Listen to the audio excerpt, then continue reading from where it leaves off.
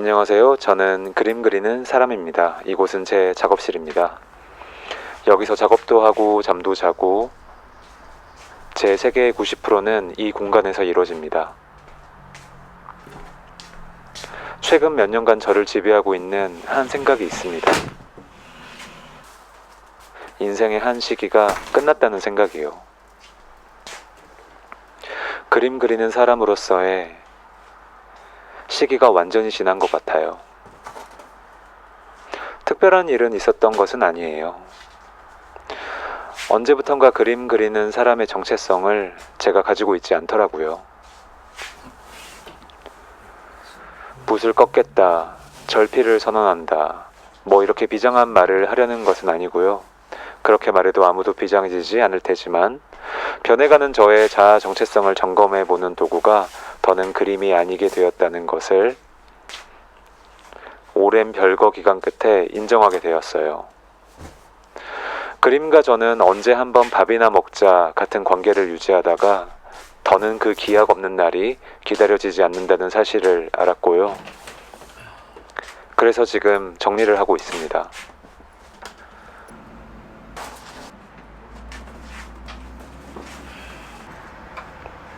뭐든지 끝이 중요하잖아요. 인사는 제대로 하고 싶다는 생각이 들었어요. 불과 열흘 전에 갑작스런 전시 제안을 받게 되었어요. 그래서 생각해봤어요. 과거의 나에게 이별을 고하는 전시를 하면 어떨까? 지금은 가지고 있지 않은 마음에 대한 전시면 어떨까? 화가로서의 은퇴 전시면 어떨까? 아무도 데뷔한지도 몰랐던 화가의 은퇴라. 은퇴의 묘미는 아무래도 번복 가능성에 있지 않겠습니까? 저는 번복하고 처리하기를 굉장히 잘합니다. 그러니 번복하기 전까지 은퇴를 선언하는 전시를 하겠다 이겁니다.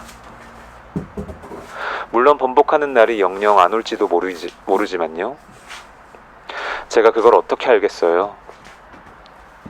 굳게 결심했던 어떤 마음은 소리 소문 없이 사라지고 생각지도 않았던 어떤 마음이 새롭게 탄생하는 일들을요.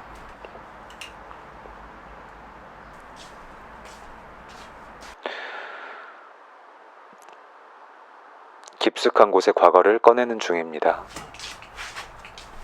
이 그림을 찾았습니다.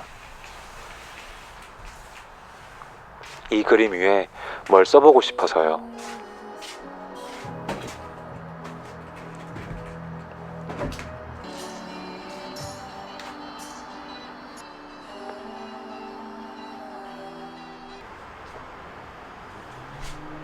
무려 10년 전 그림이네요. 저의 졸업작품이었습니다. 분명 중요하게 생각했을 그림인데 왜 그렸는지 지금은 잘 생각이 나질 않아요. 왜 다들 그럴 때 있잖아요. 별표 5개를 쳤던 메모인데 지금 보면 아 그게 뭐였었지 싶은 것들이요. 의미가 증발해버린 이 그림 위에 추도사를 적어볼까 합니다.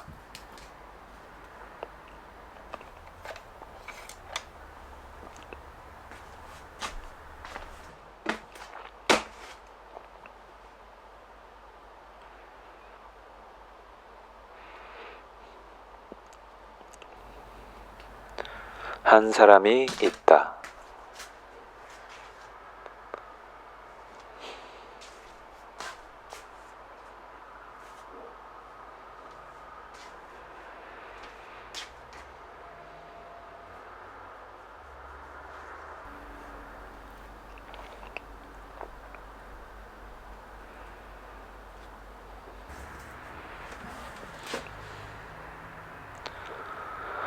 이 전시를 준비하면서 읽은 것들 중에서 제게 콕 박혔던 문장들이 있습니다. 애정된 상실은 축복이다. 부고는 늘 죽음보다 늦다.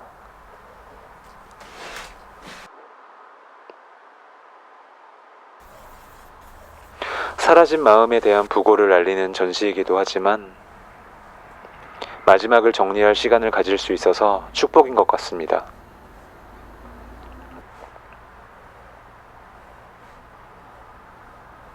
저는 2011년 4월 홍대 근처 어느 지하 공간에서 아무도 모르게 데뷔했다가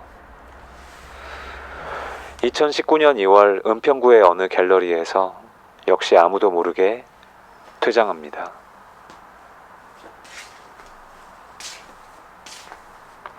마지막으로 제가 쓴 추도사를 읽어보겠습니다. 한 사람이 있다. 그 사람은 나다. 내 안에 한 사람은 한때 그림을 열심히 그렸다. 그는 주로 숲이나 산 따위를 알록달록한 색으로 그렸다. 자연의 아름다움이라는 다소 상투적인 표현으로 그가 그림에 매료되었다는 이유를 거칠게 요약할 수도 있겠다. 시간이 난다면 그를 조금 더 들여다보자. 자연을 향해 이글거렸던 고유의 감정, 처음 눈을 뜨는 갓난아이처럼 세상을 응시했던 세잔의 시선, 대상을 재현하고자 하는 자코메티의 집요한 의지. 이렇게 세 가지 재료를 소중히 채집한 후에 그것들을 고추장에 넣고 비벼서 자기 입맛에 맞는 요리를 캔버스에 남기곤 했다.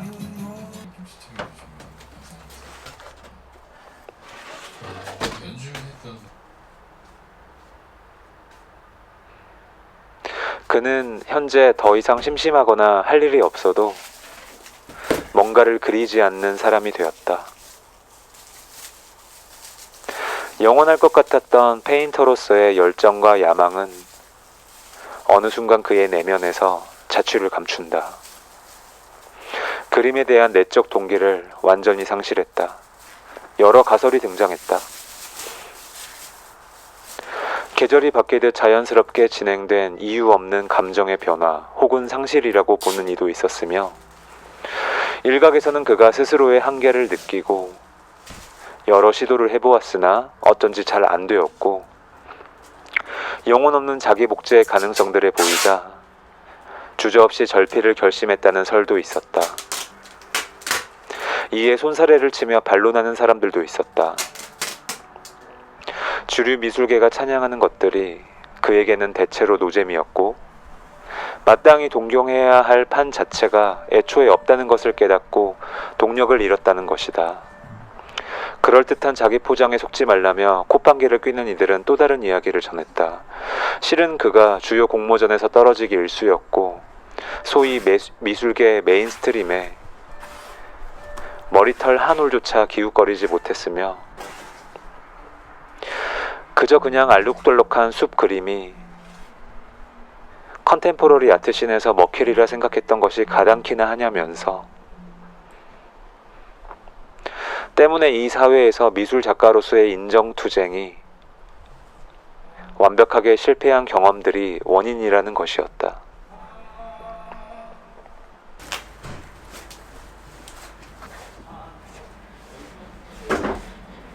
그는 호련히 떠나버려서 이유를 물을 수 없게 되었다. 그림이 그를 떠난 것인지, 그가 그림을 떠난 것인지.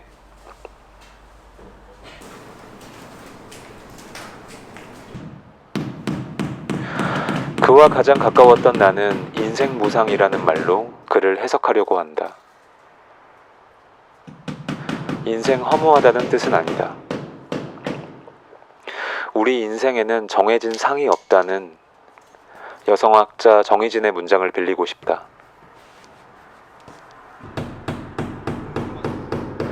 불변하리라 믿었던 마음들도 언젠가는 증발된다.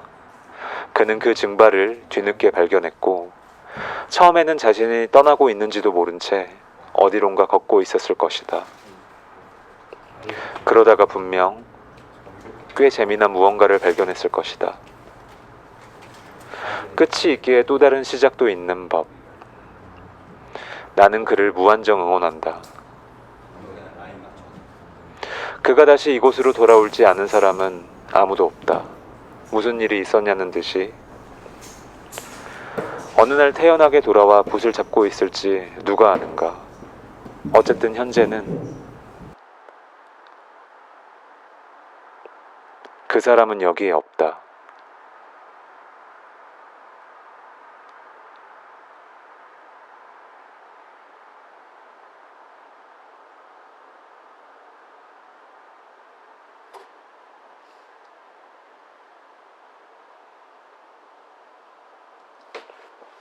네, 제가 마지막 그림 전시에서 은퇴를 결심하고 연 은퇴 전시에서 틀었던 영상 작업을 이렇게 같이 보았는데요.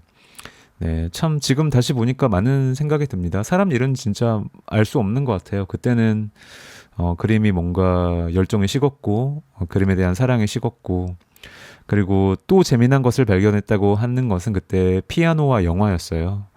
네, 그런데 지금은 역설적으로 6년이 흐른 지금에는 네, 그동안 피아노 엄청 열심히 쳤고 영화 되게 열심히 만들었고 지금도 물론 그런 작업을 하고 있습니다만은 이제 그런 것들이 조금 관성적으로 그런 작업들이 조금 관성적으로 시간이 흐르면서 예, 살짝 지루해질 찰나에 은퇴를 번복하고 다시 붓을 잡고 물론 뭐 전시 같은 거는 하고 있진 않지만 혼자서 그림을 그리고 있는데 그때는 조금 뭔가 설레지 않았던 그림들이 다시 이렇게 시작을 하니까 지금은 또 되게 재미있고, 네, 그렇습니다. 그래서 인생은 정말 좀 사이클인 것 같다는 생각이 들어요. 어떤 것도 영원히 재밌진 않고, 어떤 것도 영원히 재미없지는 않고, 이렇게 조금 계절이 바뀌듯이, 나에게 즐거운 것, 나를 설레게 하는 것, 내일을 기대하게 하는 어떤 나의 작업이나 취미나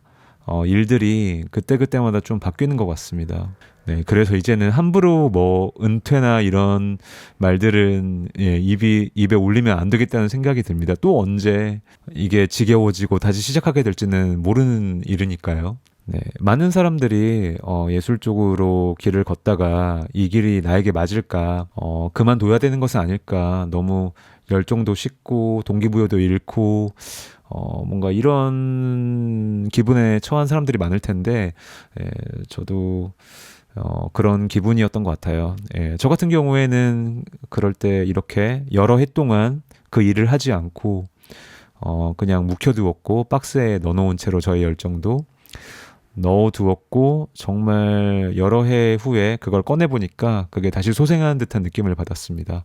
그래서 이것도 한 직업을, 한 장르를 내가 좋아하는 일을 농론할 수 있는 하나의 비결이 아닐까 생각을 해봅니다. 계속 하기 싫은데 하는 것보다 하기 싫을 때는 과감하게 이렇게 조금 덮어놓고 때가 오기를 기다리는 것. 물론 그 때가 안 올 수도 있다는 것까지 염두해가면서 네, 그렇게 마음을 비우고 좀 기다리고 예, 다시 좋아질 때까지 한번 다른 재밌는 일들을 그 사이에 해보는 것이 어떨까? 네, 그런 생각이 들었습니다. 네, 네, 오늘 영상은 여기까지 마치겠습니다.